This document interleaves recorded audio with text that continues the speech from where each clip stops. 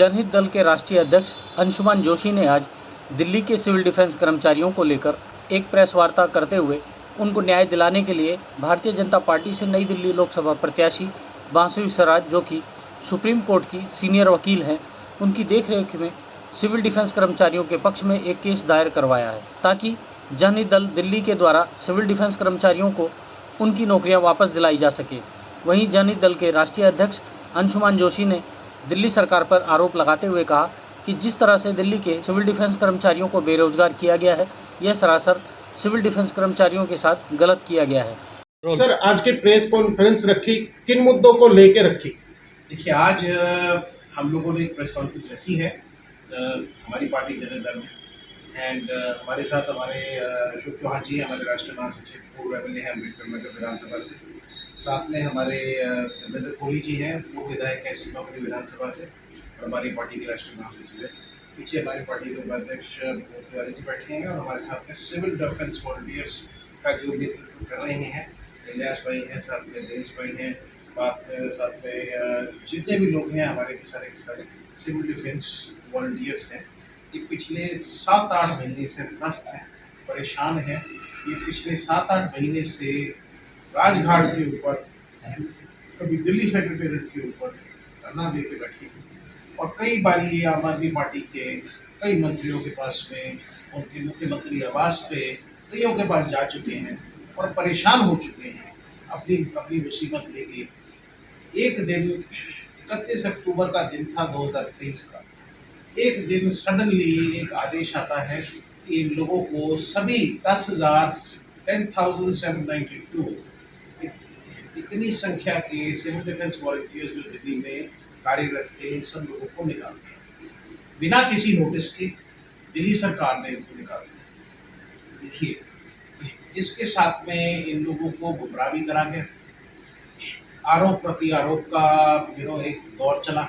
आरोप प्रति आरोप में इन्होंने बेफजूल के एलिगेशन लगाए गए हमारे एमसी साहब के ऊपर। लेकिन सत्य बात ये है कि दिल्ली सरकार ने इनको निकाला है। दिल्ली सरकार ने ना कोई इनको नोटिस दिया, बिना किसी नोटिस के इल्लीगल तरीके से इनको निकाला है। पहले तो सबसे बड़ा मुद्दा ये है कि जो इनको निकाला गया है बिना किसी नोटिस दिए, वो बिल्कुल गलत है, असंवैधानिक है, प्रक्रिया गलत की गई।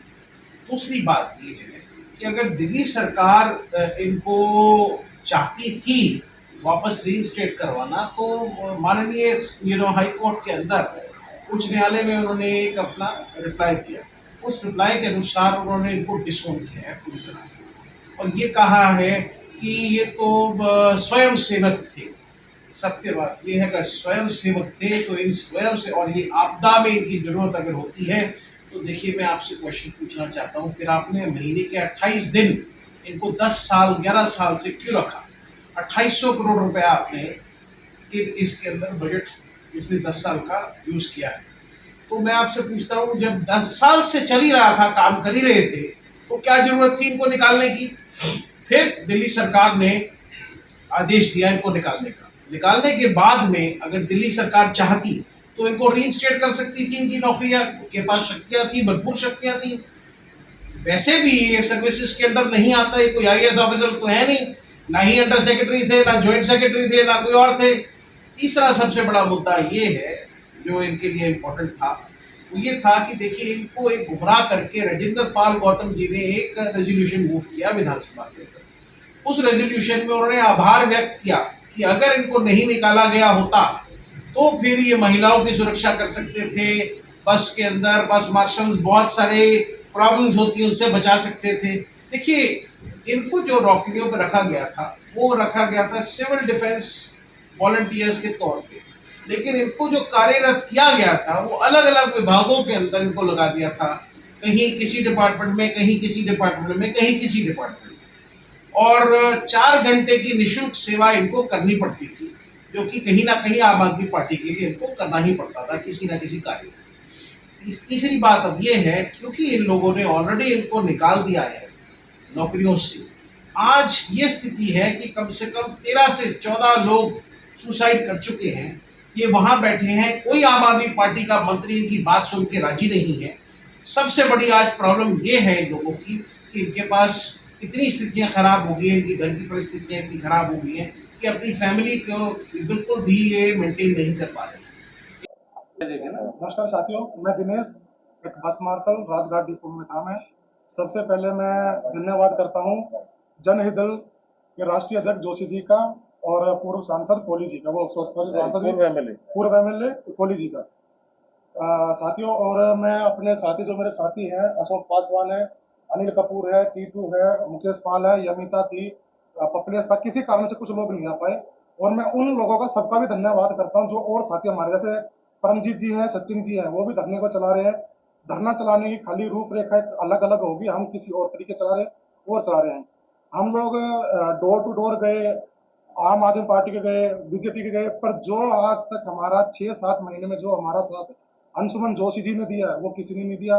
जैसे कि आज हमारी जो इन्होंने एक मीटिंग कराई सुषमा स्वराज जी की बेटी से, जो कि एक अब स्वराज जी से, तो उन्होंने आज हमें एक बहुत अच्छा आश्वासन दिया है जो आज तक 6 महीने में हमें किसी ने नहीं दिया। उन जो आज हमारी जो कोर्ट केस की जो फाइल थी, जो वो हमने आपको डायरी नंबर दे दिया है, केस हमारा फाइल हो चुका है। इस हफ्ते में हमारा कोर्ट केस लग जाएगा।